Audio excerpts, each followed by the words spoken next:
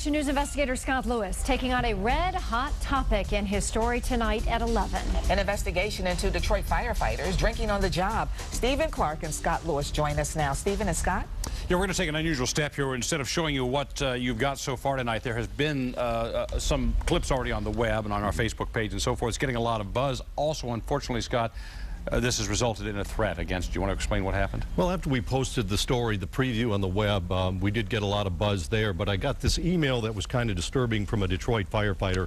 He first started talking about how he thought there were other important issues besides drinking, but then he got very personal with me, and what really troubled us was the last line at the end. He said, "I would also recommend that you keep your head on a swivel after this story airs." To me, that means watch your back.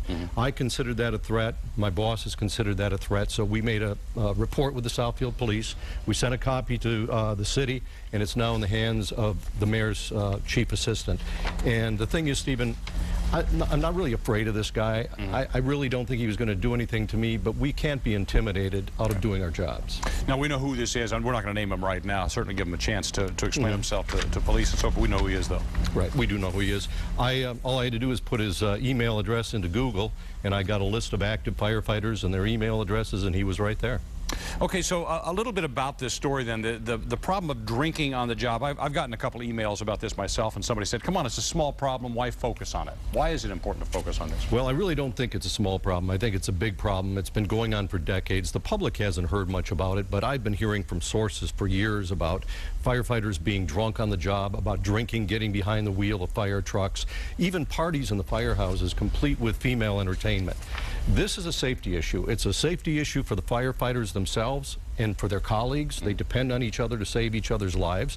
And it's a safety issue for the public. Remember, these guys get in these huge fire trucks and race to fire scenes. And also, we depend on them. If a fire breaks out in our home or our place of business, we can be depending on them for our safety and to get us out of the building. And you've actually heard of these guys who drive the engines, drinking, being drunk? After that preview went on the web, I got a call from a very good police source. He told me a story.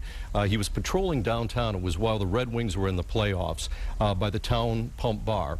And they saw two guys urinating in the alley. One of them had a dark blue outfit on. He checked his ID. He had a firefighter's badge. He said, "What are you up to?" He said, "I work across the street." So he walked him back to the firehouse and asked who was in charge, and they wouldn't cooperate, and they were kind of leaning on the police officer to let him go. He said the man was obviously drunk. He found out he was an engineer. He's the guy who drives the truck. So he called his superiors, and the next thing he says, a fire chief showed up and they shut down the firehouse for the night. So we don't know exactly how many firefighters drink on the job, but we know it goes on, and there's a new fire commissioner, Don Austin, that's determined to put a stop to it, but he's running into resistance. So he's taking this seriously? He's taking this head on, and he's found some language in the union contract that's preventing him from putting in a zero-tolerance policy, and I'll have more on that tonight at 11. All right, so he's running into resistance, and according to the email there, so are you. People upset at what you uncover, but I know you're going to keep moving forward on this. I sure will. All right, so that's tonight at 11 o'clock, Joanne.